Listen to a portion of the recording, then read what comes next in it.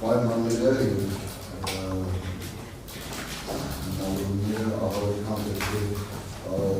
աղավետքան պետքի պաստարկված։ Իզնով անային նեղավորները, որը հիմնավորիչ դեպքում էին նշեցի, որ նախորդ որոշման բարձրանալով պայմանները չէր փոխվել նրանցին, իհարկե փոխվել են, որովհետև չէր մարզել նրանցին, որտեղ եթե չէր փոխվել մնացել են նույնը, ուրեմն նշանակում է դառնալը, որը ճանաչելիություն չի դրսևորում, ոչինչ չի արել։ Բայց մինչդեռ այս 3 ամսվա ընթացքում շուտով 3 ամսը կլրանա, տևական ժամանակ հանձնարարվել են բավականին չափով, ես չասել եմ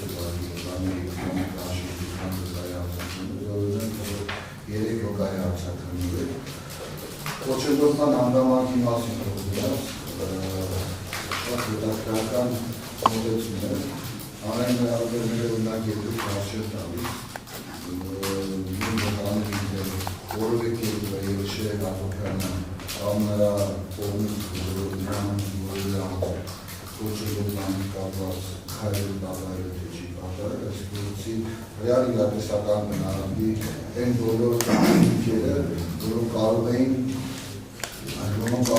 բանիսանի երկշայթոքյանի շարունակական կալանքի տակ պարենալման, որտեղ շարունակական կալանքի դեպքում արդեն դատարանը պետք է ունենա առավելական հաստատված բարձր շեր, որպեսզի շարունակի պահել շարունակական կալանքի տակ։ Սա շատ կարևոր հանգամանք է իրավունքի ազատության իրավունքի իրացման տեսանկյունից։ Ես պարագային կարծում եմ դատարանի համար պետք է մտահոգիչ լինի, որտեղ կոչենդոտման իհարկե դատարանը այլ հանգամանքների տարբեր նախորդի դուրսանում, կոչենդոտման հանգամանքներ եւ այլ հանգամանքների տարբեր,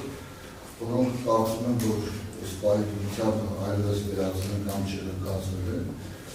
Չմոռանանք, որ այս գործով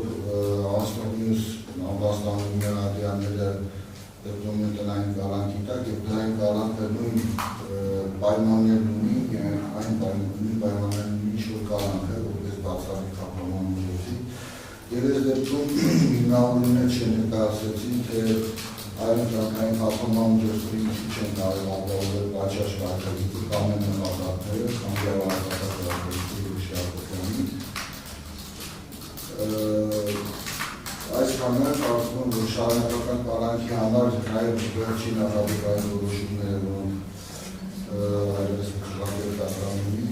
նախադեպային որոշումների միջոցով պետք է դիտարկել, որ շարունակական կալանքը չի կարող լինել գործում միջոցը կամ զսպող միջոցը, որը ներկայացնում է անային նվարվերների կողմից։ Այս գործությունության նպատակը մեկն է ճշմարտության բացահայտումը, կարծում եմ, որ բոլոր կողմերին դա ձեռնարկվել է եւ տևական ժամանակով նաեւ երկշայթոքյանի կալանքի տարբերակելու հանգամանքը կարծում եմ, որ կարող խանգարող լինել, հետևաբար տնային կալանքը իմ կարծիքով առավել քան գործում նաև տանկային կարգավորման միջոց բավարարելու երկշայթոքյանի իրավապատակ բարձրացնելու շշմարության բացահայտման Եթե կարելի է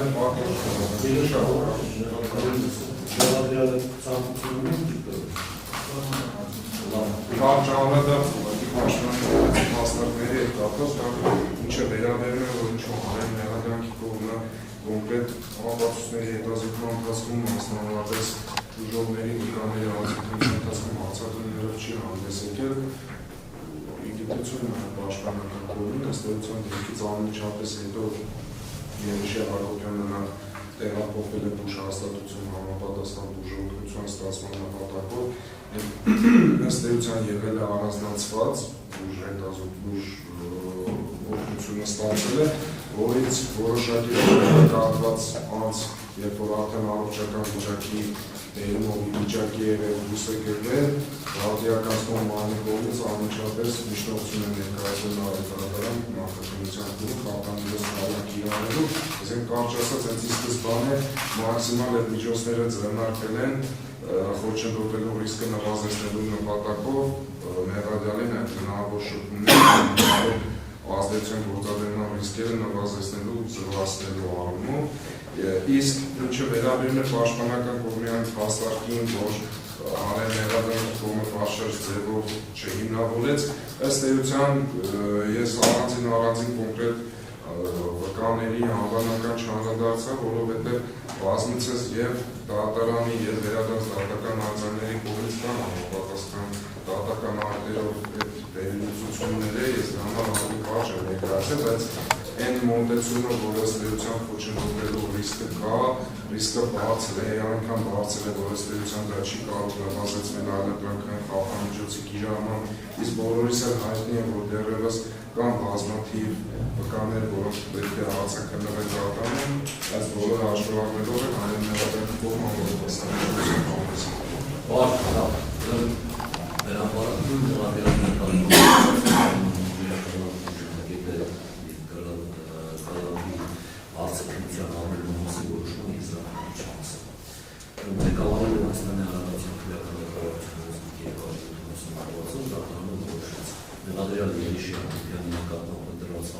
Միջոց կանոնի ժամկետը երկարացնել 3 ամիս ժամկետը։